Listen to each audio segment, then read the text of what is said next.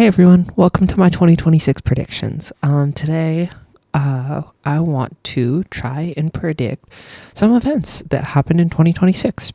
This goes back to the conversation I was having yesterday where we were talking, or a couple days ago, where we were talking about intuition and the fact that you can train your intuition by doing, and that by taking intuitive guesses at a bunch of things and then later coming back and checking to see how we did, we can actually get better in theory at predicting sort of how the world works and what happens in it. So without further ado, my 2026 predictions.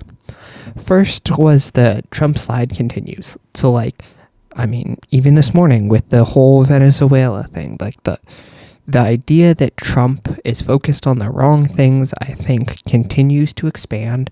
The idea that his popularity, especially in relation to the economy, keeps getting worse as the price of goods and the cost of living continues to rise, and that the sort of smoke and mirrors, distractions, bread and circus type tactics don't end up really doing a whole lot in terms of saving polling numbers. And so my first prediction is that Trump polling continues to get worse, but the Dems also don't start polling better. It's not a miraculous, the Democrats can save us. It's simply both parties in the US start polling worse. So sort of on the topic of the Dems, let's look at the U.S. Senate seats that are up for re-election in November 2026. My prediction here is that all 13 of these seats that are listed are going to stay blue.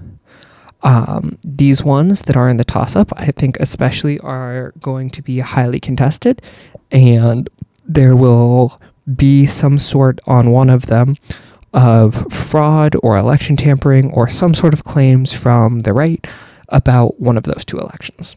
Shot in the dark prediction. I have no evidence other than intuition to base this off of. I think it's more likely Michigan than Georgia, especially with the whole fraud thing that is sort of ongoing right now. Then for the sort of Republican side of things, I don't see a whole lot changing. Really, the only one I am going to step out on a limb and say that I see something different happening is this Maine Susan Collins seat. Graham Plattner is somebody who, I've looked into his platform a lot and, seen a lot of messaging about. I think he is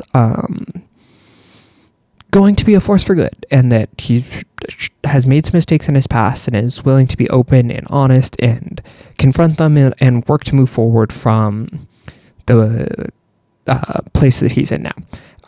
All that being said, I see that Maine seat flipping, but none of these other seats end up going blue. So the Republicans end up holding the majority through 2026 and holding the Senate majority through the end of Trump's term. As for the House, I think that here you see a little bit more of the blue wave that that Democrats are hoping for, especially in some of these red districts in blue states. Especially California with the redistricting effort. I can see, I can see these two going blue. I can also see any of the sort of Arizona or Pennsylvania ones flipping to blue. All that being said, I still don't see the sort of sweeping blue wave that a lot of people are coming to predict as disgruntlement with Trump continues to mount. I just don't see a concrete and sort of unified message from the Democrats that ends up really captivating the American people in a way that they would need to sort of flip, 8 to 10 sort of seats. Next, for the Federal Reserve, honestly, when I made my video on Jerome Powell, this poly market was up in the 75% And so that's why I only really talked about Kevin Hassett, who is that light blue line. There is another Kevin who is in the sort of conversation and mix, and between the two of them, they now are basically that 70%.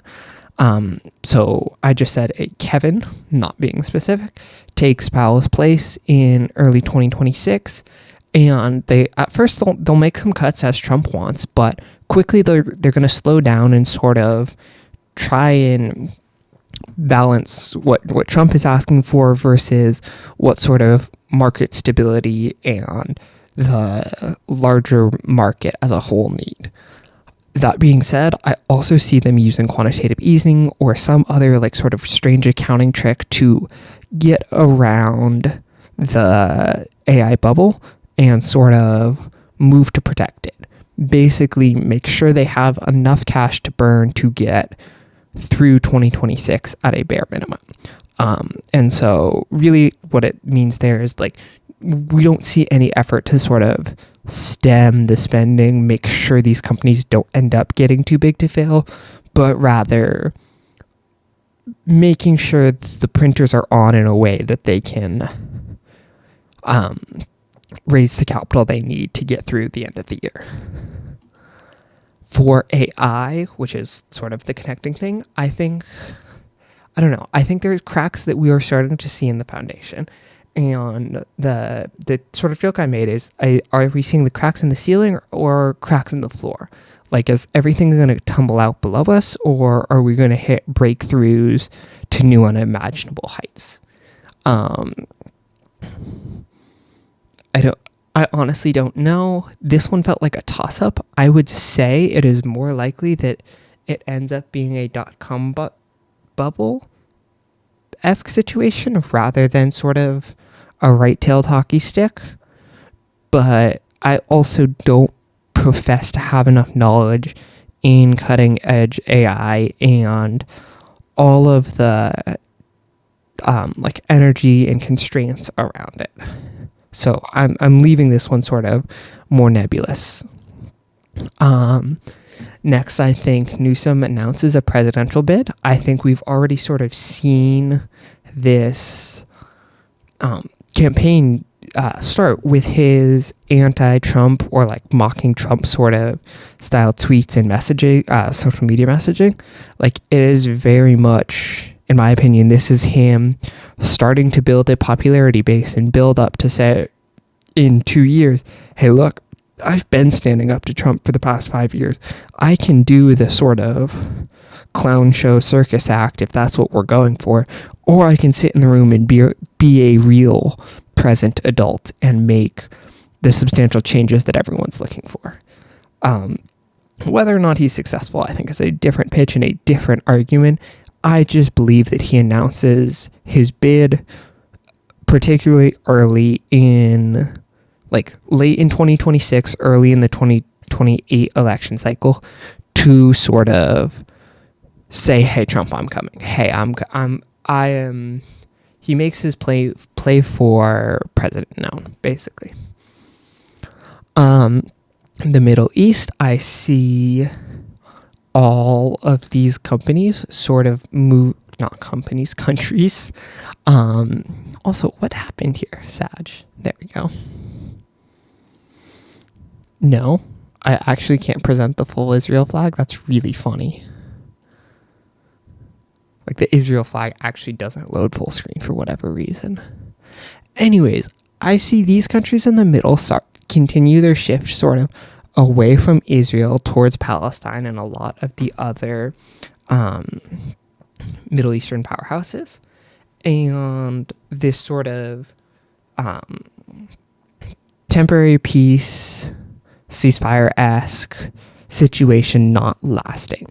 That Israel continues to push the limits of what is acceptable, and as time goes on, more and more of their allies continue to be alienated and pushed towards things like recognizing Palestine as a state, things like opening trade deals with other partners and other Middle Eastern partners in an effort to support Palestine. I can see a lot of funding and aid agreements going through in 2026 for Palestine, solidifying its sort of place on the world stage as a country that as an independent country from Israel.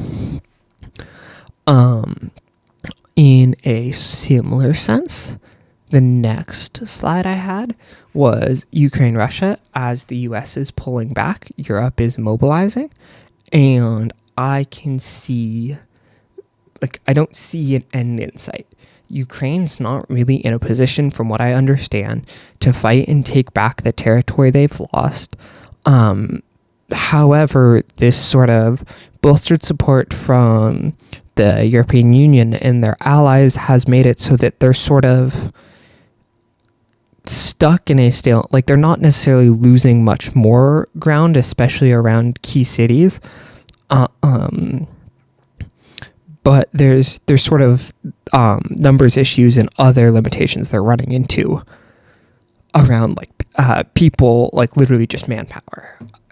However, I don't see it ending in 2026. I don't see Putin sort of being willing to pull forces back, and I don't see Ukraine being willing to accept anything other than returning to their previous borders. That being said, I forgot a slide. The last slide is just sort of on this front, that the